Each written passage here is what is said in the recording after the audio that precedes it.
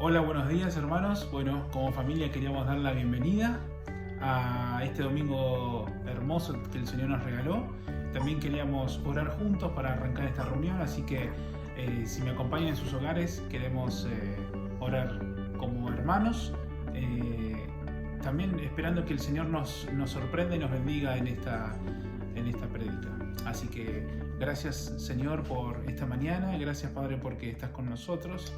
Y gracias Padre porque también podemos en medio de esta distancia, Señor, poder sentirnos juntos, Señor, en espíritu, alabando tus canciones, Señor, dándote gracias por tu obra y gracias, Señor, por lo vivido también ayer en la Santa Cena, Señor. Gracias, Padre. Muchas gracias en el nombre de Cristo Jesús y también sorpréndenos en esta prédica, Señor, especial y que tú seas realmente el centro de todo esto. En el nombre de Jesús. Amén. Y bueno, le quiero compartir este salmo a la gente de la iglesia y a aquellos que también no son de la iglesia.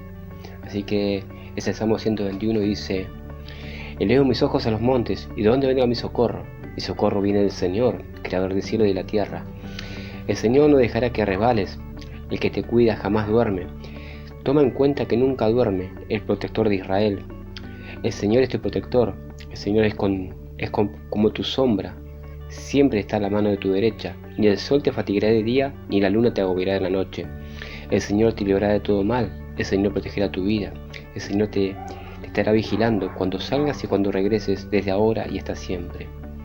Este salmo les comparto, hermanos, para que podamos entender que tenemos que estar en Él siempre confiando, porque Él es nuestro protector, es nuestra confianza, que pongamos los ojos siempre en nuestro Señor Jesucristo de Nazaret, que nos cuida y nos protege siempre.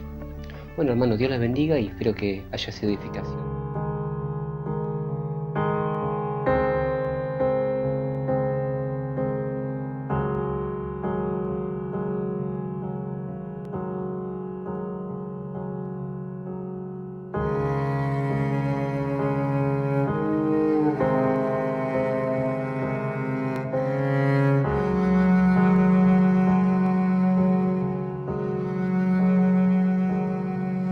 ¿Cómo puede ser que el bueno y justo se hizo hombre y fuera a morir por el más vil pecador? Como siendo yo su enemigo, el sufrimiento en mi lugar tomó en aquella cruz y cargó mi maldad sobre él.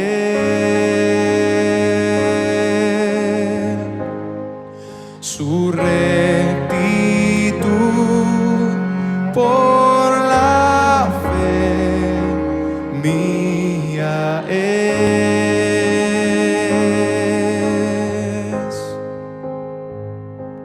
Aleluya, glorioso intercambio, oh cuán gran misterio, que por gracia salvo soy. Aleluya, gloria sea a Cristo, por su sacrificio declarado justo soy en él.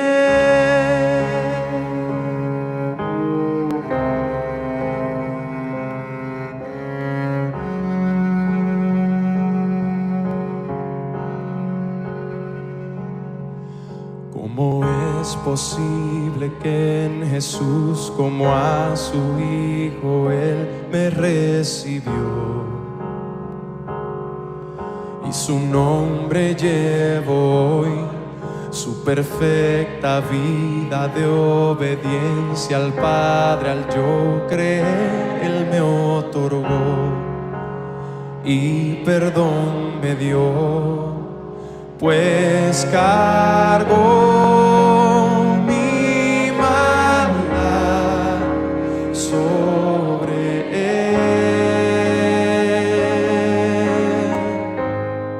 Su rectitud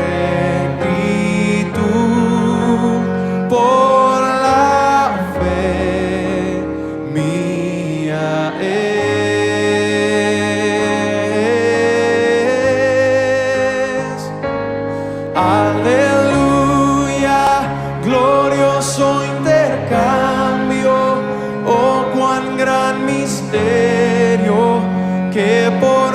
gracia salvo soy. Aleluya, gloria sea a Cristo por su sacrificio, declarado justo soy. Aleluya, glorioso intercambio, oh cuán gran misterio, que por gracia salvo soy.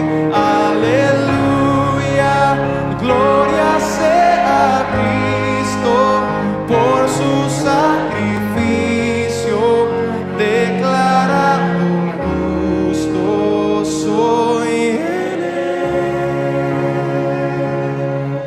Oh, oh, oh, declarado justo soy en él.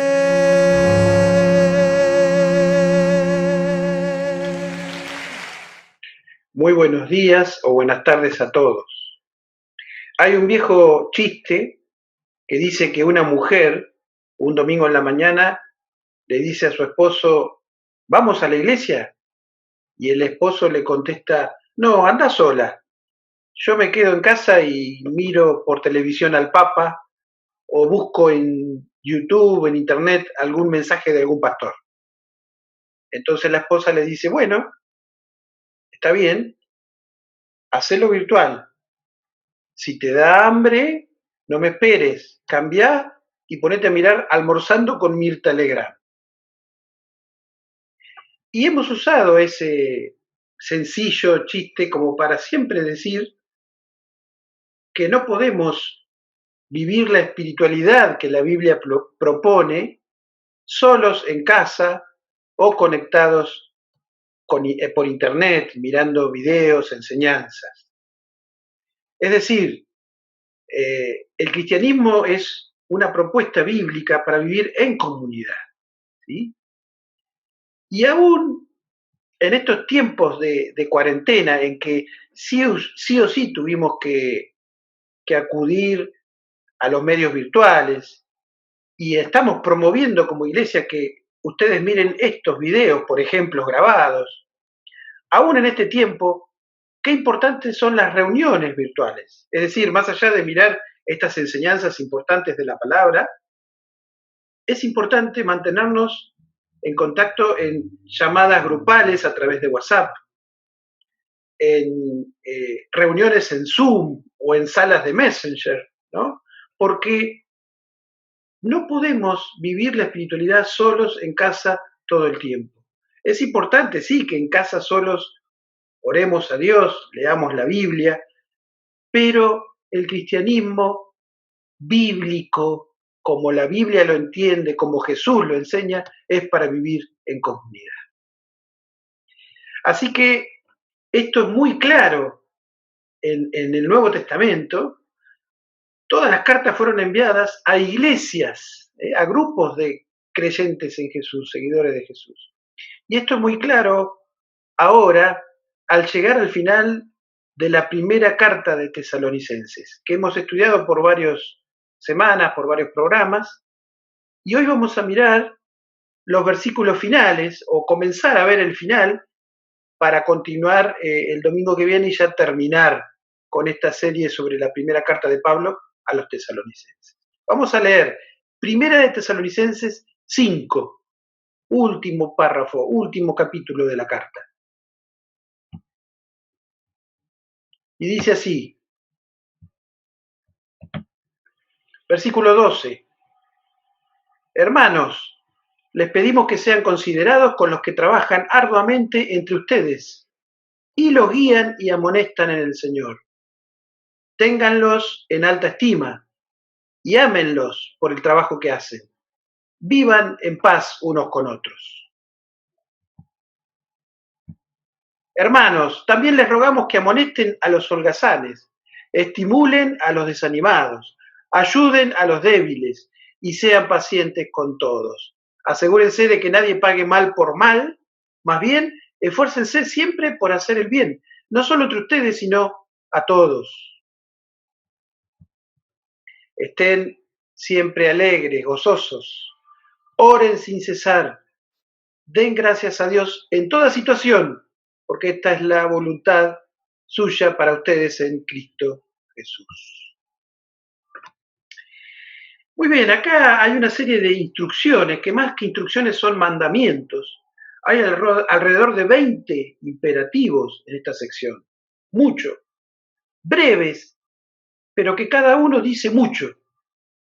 Y tienen que ver con la iglesia, la comunidad de fe, la comunidad de seguidores de Jesús, para vivir esta propuesta de espiritualidad en conjunto, en comunión. Y la primera instrucción tiene que ver con los líderes de la comunidad de fe. Luego, con todos los hermanos que participan de la comunidad de fe. Y después, con Dios mismo, que es el dueño y el soberano dentro de la comunidad de fe. Lo primero que vemos acá es que, respecto a nuestros líderes, debemos ser considerados, honrarlos, considerados con ellos, con nuestros líderes espirituales. Versículos 12 y 13. Vamos primeramente a concentrarnos en esos dos versículos, ¿sí?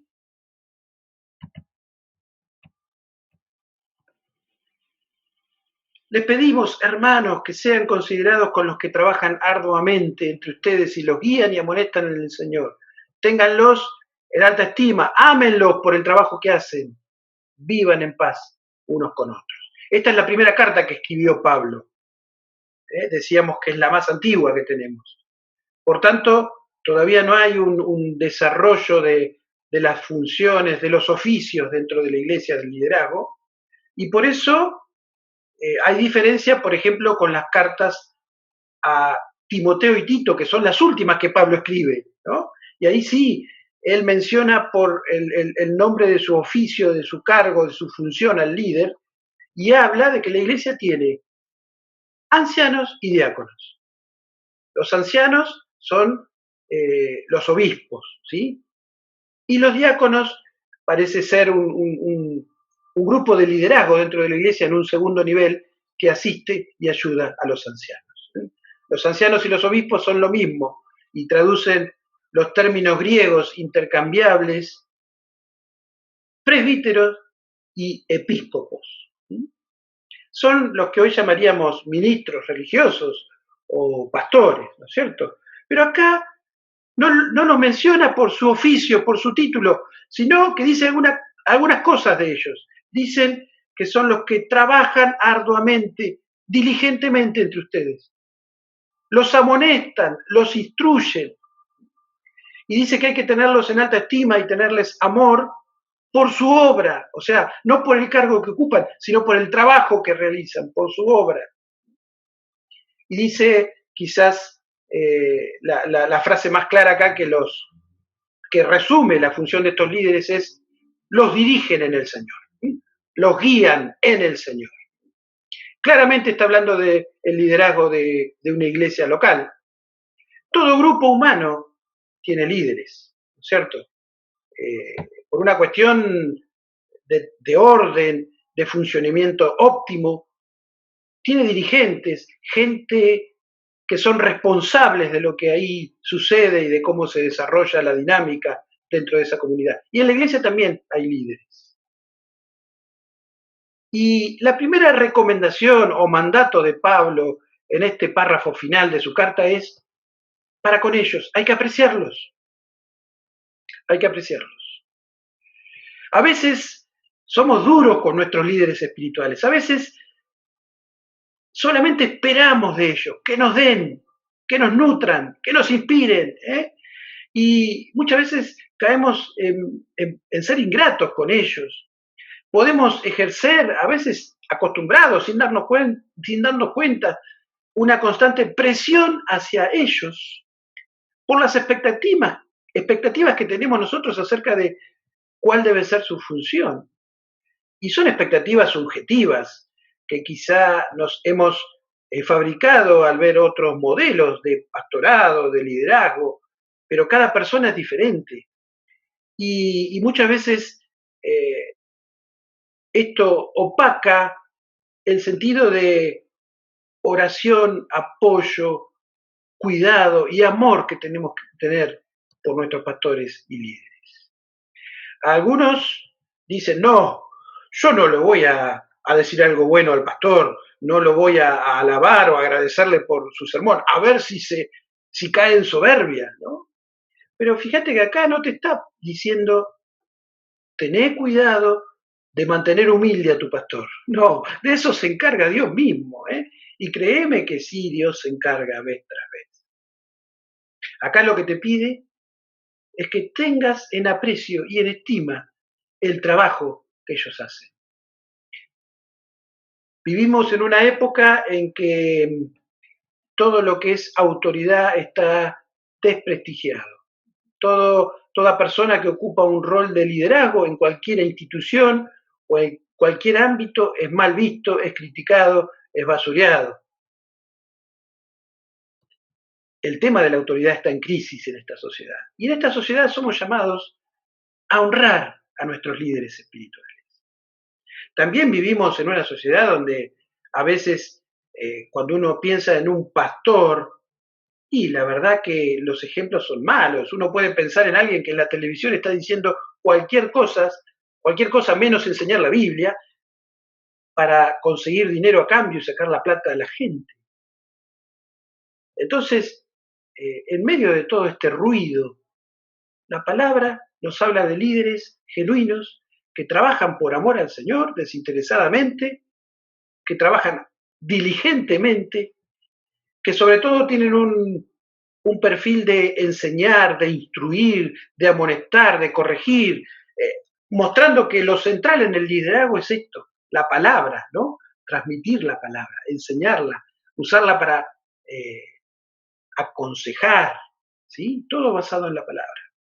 Y por otro lado, la actitud de la comunidad de fe toda debe ser de respeto, de aprecio, de amor.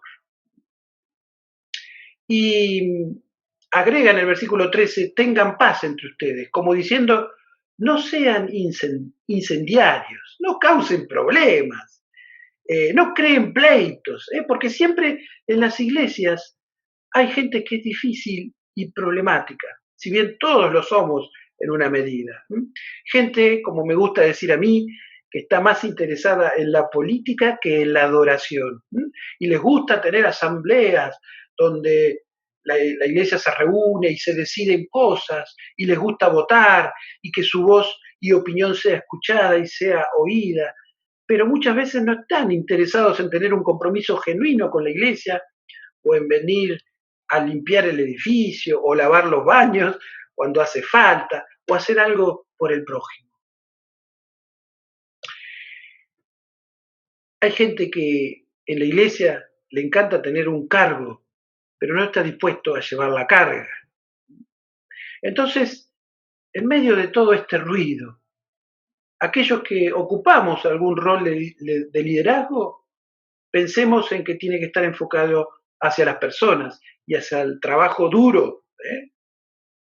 Pero para toda la comunidad de fe, la observancia y el mandato aquí es honren a sus líderes espirituales. La segunda instrucción o el segundo mandamiento que va a pedir acá Pablo tiene que ver con todos y es, debemos cuidarnos unos a otros. Debemos cuidarnos unos a otros. Leemos otra vez ahora a partir del versículo 14 que dice, hermanos, también les rogamos que amonesten a los holgazanes, estimulen a los desanimados, ayuden a los débiles y sean pacientes con todos. Asegúrense de que nadie pague mal por mal y más bien esfuércense siempre por hacer el bien, no solo entre ustedes, sino a todos. Fíjense que en el versículo 14, esta sección empieza igual que en el versículo 12. Hermanos, les rogamos. ¿Sí? Es decir, que no está hablando a los líderes, sino que sigue hablando a toda la iglesia. Y es interesante que ahora habla del cuidado de unos con otros, de una labor pastoral. Y nos recuerda que el trabajo pastoral en la iglesia lo debe hacer la iglesia, no solamente el supervisor, el pastor o los pastores o los ancianos, que sí son los que lideran, los que supervisan, los que moderan, los que bajan una línea de la visión de Dios para ese lugar local, pero el trabajo pastoral lo hacemos entre todos. Y acá habla de 3 grupos de personas a los cuales hay que cuidar en diferente manera a cada uno de los 3 grupos. Amonestar a los ociosos, alentar a los desanimados y ayudar a los débiles. Y es interesante, al leer esto nos damos cuenta de entrada que no se puede dar un trato igual a todos, porque no todos están en un mismo nivel de madurez espiritual o en un mismo nivel de desarrollo emocional. Por tanto, para actuar bien en este sentido y no caer en mala praxis, tendremos que ser sensibles, tener mucho discernimiento para ver dónde está la persona y ser sabios y prudentes al actuar con ellos, para cuidarlos de la manera adecuada, aplicando un bisturí muy finito, muy suave, no un cuchillo, porque podríamos hacer mala praxis. ¿Qué sería hacer mala praxis? Y, por ejemplo, encontrarnos que estamos amonestando a los débiles, cuando a los débiles hay que ayudarlos, sostenerlos, o que estamos ayudando a ociosos, cuando los ociosos no necesitan que les demos las cosas servidas, que los ayudemos, sino que los amonestemos, y también con amor, pero que les llamemos la atención. Vamos a mirar un poquito de cada uno de estos 3 consejos o imperativos que da Pablo sobre los ociosos, los desanimados y los débiles. Sobre los ociosos, holgazanes, indisciplinados, desordenados, dice otra traducción, dice que hay que amonestarlos, es decir, llamarlos a que tengan una vida productiva. No está hablando acá de la amonestación que es avergonzarlos públicamente, sino con amor, corregirlos, llamarles la atención. Ya habíamos visto en el capítulo anterior, capítulo 4 de la carta, promediando el capítulo, de que había algunos que no querían trabajar, ¿no es cierto? Y Pablo llama la atención a ser productivos, a ocuparse de hacer el bien. Y en la segunda carta les va a decir, el que no trabaja, que no coma. Y va a decir, no se junten con vagos. No estamos para sostener ociosos, no estamos para hacer un gobierno populista que da pan y circo a la gente y que malcría en vez de realmente cuidar y ayudar. Así que a los ociosos amonestarlos, siempre en amor, con el objetivo de corregirlos y que cambien su vida para que sean productivos, haciendo el bien a los demás. A los desanimados dice que hay que alentarlos y uno se pone a pensar, ¿quiénes son los desanimados? Bueno, pueden estar en desánimo por una enfermedad o por falta de recursos económicos tan común en nuestra Latinoamérica, o por alguna situación dolorosa de la vida que están atravesando. El desaliento es algo común en la vida. El desaliento es de todos los días.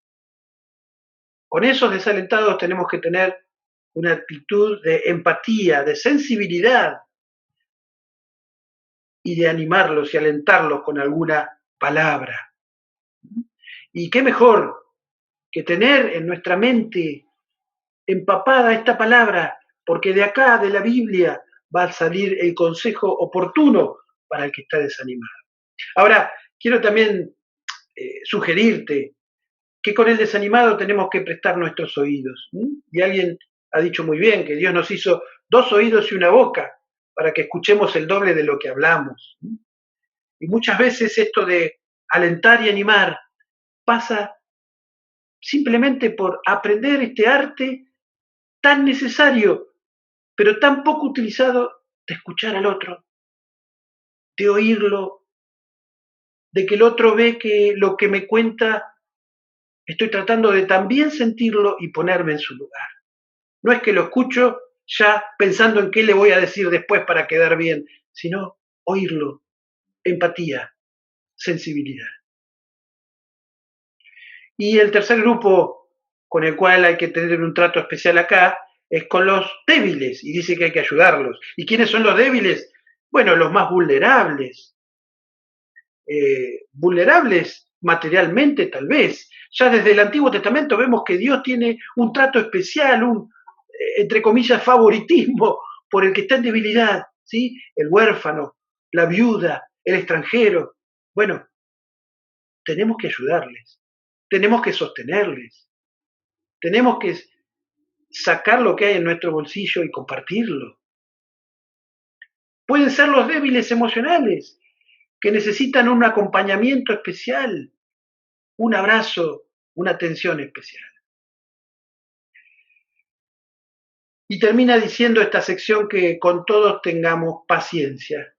La palabra griega que se traduce acá es macrosumía e indica algo que dura y que no se termina.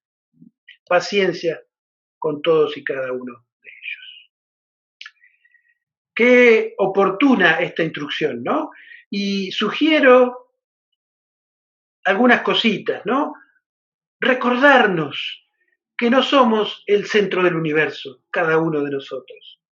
Recordar que estamos insertados en la iglesia, que es un cuerpo, pero yo no soy el ombligo que debo pretender o esperar que todos estén alrededor mío y que me rasquen. No, Dios quiere en ese cuerpo que yo bendiga a otros y que cumpla el propósito para el cual Él me puso.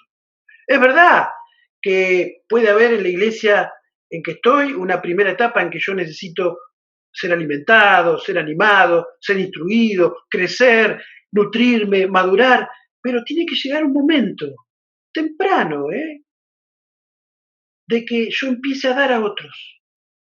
Nunca voy a terminar de necesitar de otros, pero también yo tengo que dar, tengo que bendecir y edificar al que está a mi lado.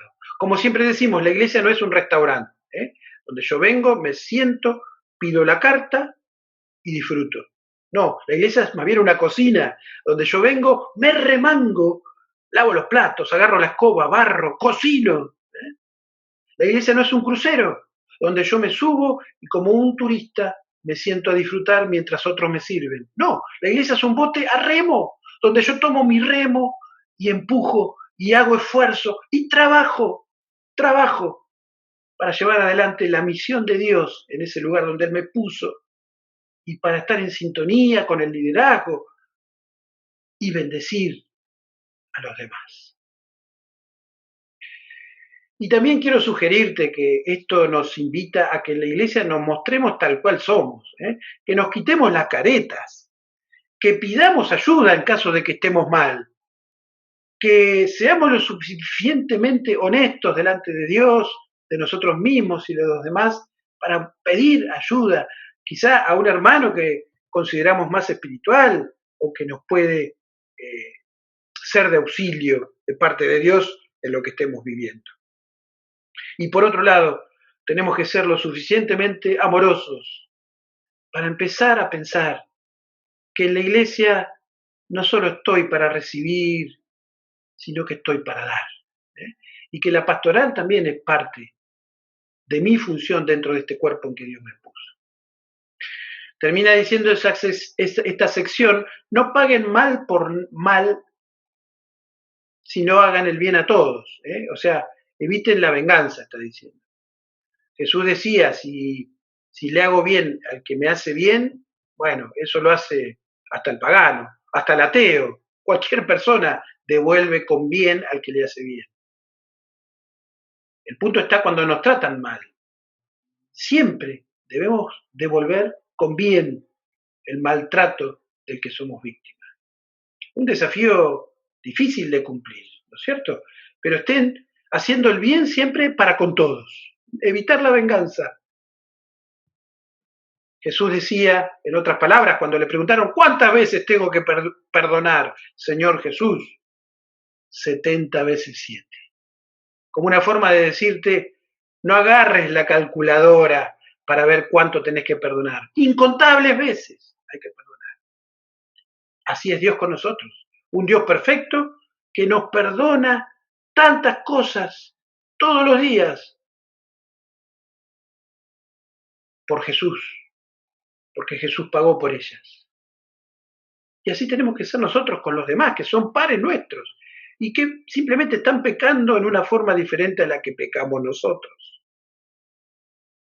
A veces en una forma muy parecida, ¿no?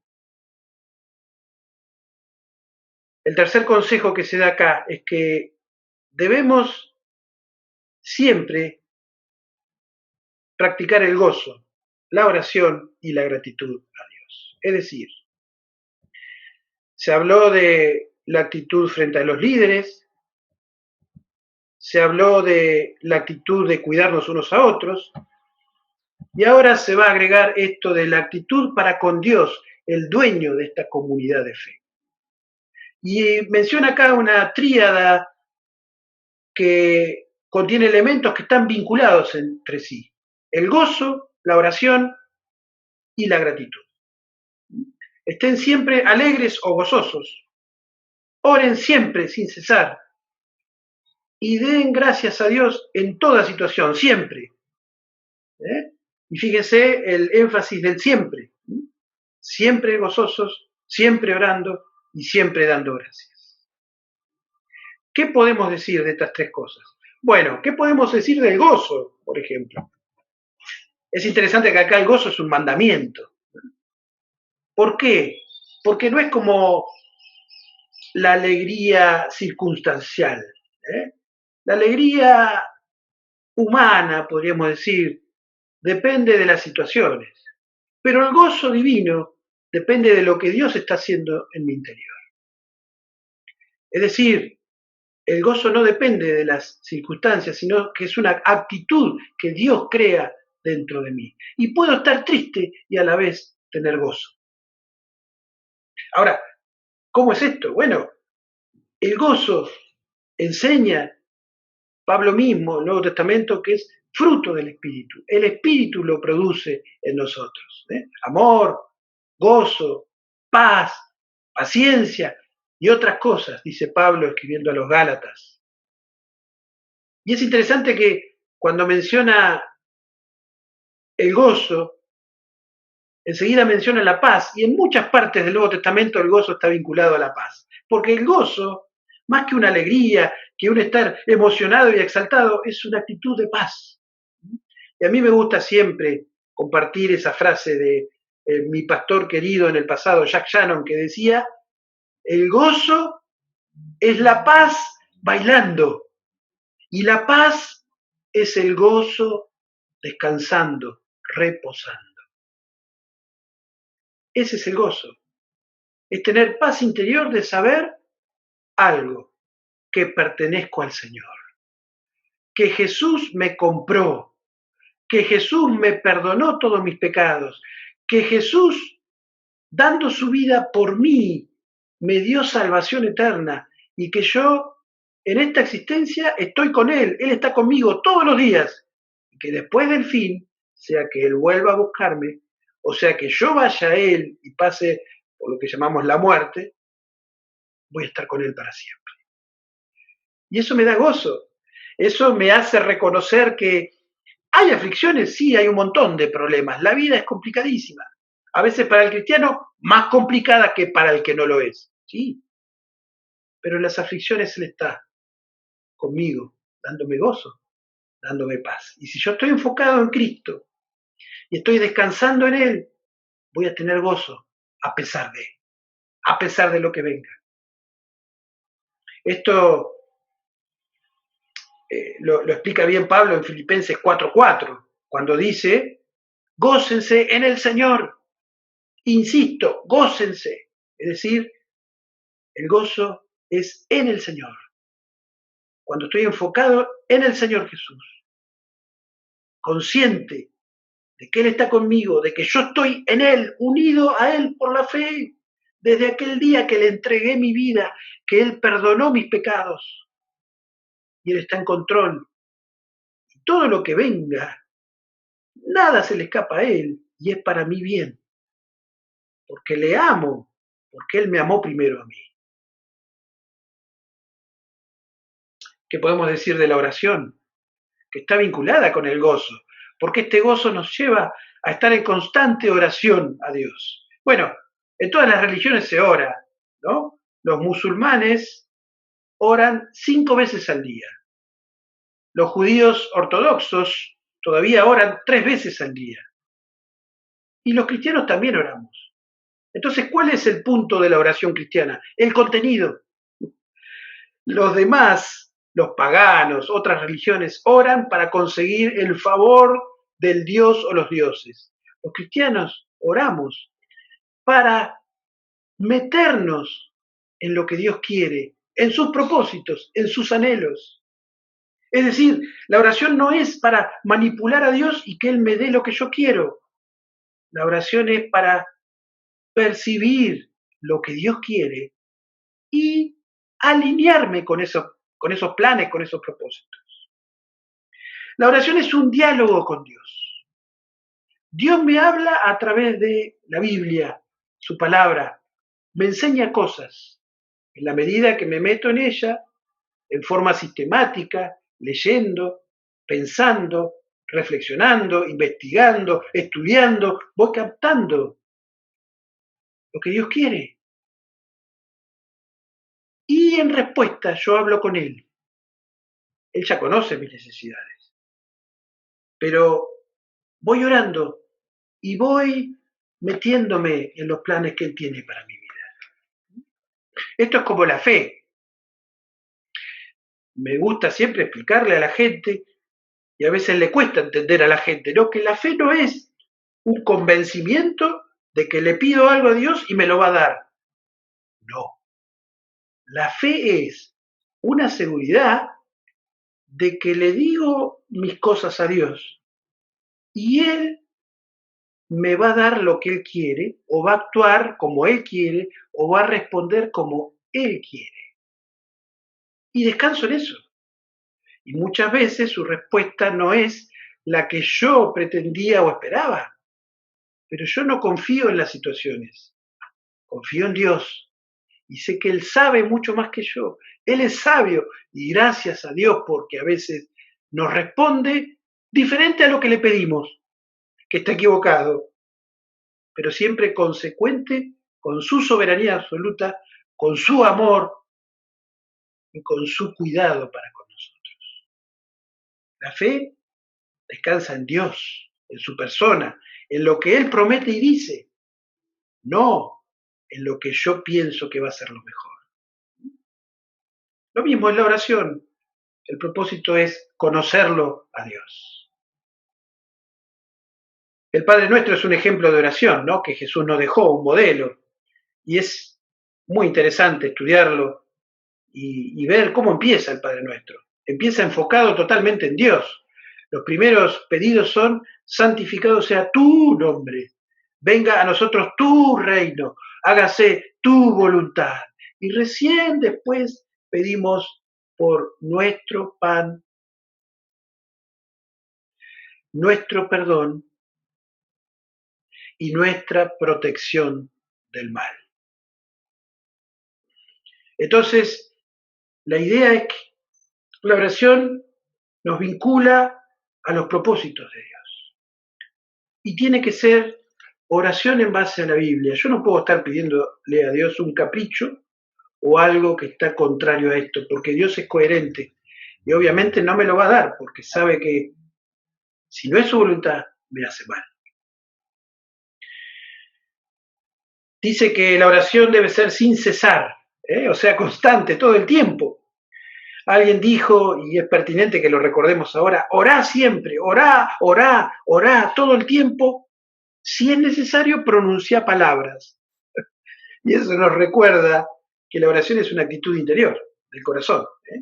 Aún cuando estamos en nuestra rutina diaria, manejando, o ahora en casa, ¿no? Tanto que nos cuesta estar en casa todo el tiempo. Bueno, podemos estar en actitud de oración siempre. Cuando estamos cocinando, cuando estamos incluso trabajando en nuestras cosas, una actitud de oración, de diálogo con Dios, buscando su dirección para que en todo lo que hagamos pensemos, digamos, honremos su nombre y le glorifiquemos. Qué desafío que nos queda muy grande, ¿no? Lo último que dice acá es la gratitud. no dice den gracias por todo, no voy a dar gracias por alguna tragedia, pero sí en todo, porque aún las tragedias Dios las puede usar para el bien. ¿eh? Dios es tan perfecto que toma lo malo y lo usa para bien. Entonces, dar gracias en todo momento, en toda circunstancia. Qué desafío. Gozo, oración y gratitud. Dice, esta es la voluntad para ustedes que pertenecen a Jesús. Ya dijo antes en esta carta que la voluntad de Dios para nosotros es la santificación. O sea, que seamos cada vez más parecidos a Jesús, que Él nos vaya limpiando cada vez más, cambiando. Y ahora dice, porque tiene mucho que ver con eso, que su voluntad es que estemos siempre con el gozo de la salvación, el gozo de Jesús en nosotros, a pesar de haciendo frente a las circunstancias más adversas, que estemos siempre orando en una actitud de búsqueda en el corazón de la persona de Dios y que estemos siempre en una actitud de agradecimiento porque Dios sabe lo que es mejor y Él tiene el control de las circunstancias. Termino comentándote de Fanny Crosby. ¿Quién fue Fanny Crosby? Bueno, fue una neoyorquina que nació en el año 1820, vivió 95 hermosos años. Ahora, tuvo un accidente de muy pequeña. Tenía 1 mes y medio de vida cuando tuvo un problema en sus ojos. Como el médico de su ciudad no estaba en ese momento, era otra época, una persona, un vecino, le dijo a su mamá que le pusiera cataplasma de mostaza en sus ojos, pero eso dañó irreversiblemente su visión y Fanny quedó ciega de por vida. Es decir, que Fanny nunca vio nada. 6 semanas de vida y estaba ciega para siempre. Ese mismo año en que Fanny nació, perdió a su papá que falleció. Así que Fanny fue criada por su mamá y su abuela. Pero ellas la criaron en el cristianismo. Y Fanny, desde muy chiquita, empezó a entender que Jesús murió por sus pecados y que ella sí podía tener en Dios un Padre. Y Fanny empezó a memorizar la Biblia. A los 12 años empezó a estudiar música, llegó a ser una genia de la música tocando el piano, la guitarra y otros instrumentos. La cuestión es que Fanny creció, nunca pudo ver, no tuvo una vida de lo más linda, pero escribió cerca de 10.000 himnos y canciones que todavía se cantan en las iglesias. Fanny también escribió poemas, libros populares para Estados Unidos, canciones populares que no tenían que ver con lo religioso, y quedó como un ícono de la música gospel. Es más, es considerada la reina de las composiciones gospel. Lo interesante es que cuando la gente sentía dolor o compasión por Fanny, Fanny decía, no, no se compadezcan de mí, yo tengo gozo porque soy especial. El primer rostro que voy a ver en mi vida va a ser el de mi Señor Jesús. Esa expectativa le causaba gozo a Fanny y le daba gratitud a Dios por la vida que le había dado, por el perdón que le había dado en Jesús. Y esa expectativa disipaba todo inconveniente, toda adversidad, todo lo malo que esta vida pudiera haberle traído. Esa es la actitud que rogamos Dios ponga en nosotros. Gozo en Él para que oremos todo el tiempo agradecidos a Él por lo que Él es para nosotros. Vamos a cerrar orando este tiempo, como siempre hacemos. Decile: querido Dios, gracias por la Biblia, por tu palabra. Y Señor, ayúdame a estar comprometido con alguna iglesia. Yo reconozco que tú quieres que te busque a ti, pero en un ambiente, en una atmósfera de comunidad. Y Señor, ayúdame a responder a lo que hoy pudimos leer juntos acá y aprender. Que pueda honrar a aquellos líderes espirituales que me hacen bien, que pueda ocuparme de otros y cuidarles y bendecirles, y que pueda sobre todo disfrutar de una vida de gozo en ti, de buscarte en una constante actitud de diálogo y de oración contigo. Gracias, Señor. Gracias por Cristo Jesús. Amén y amén.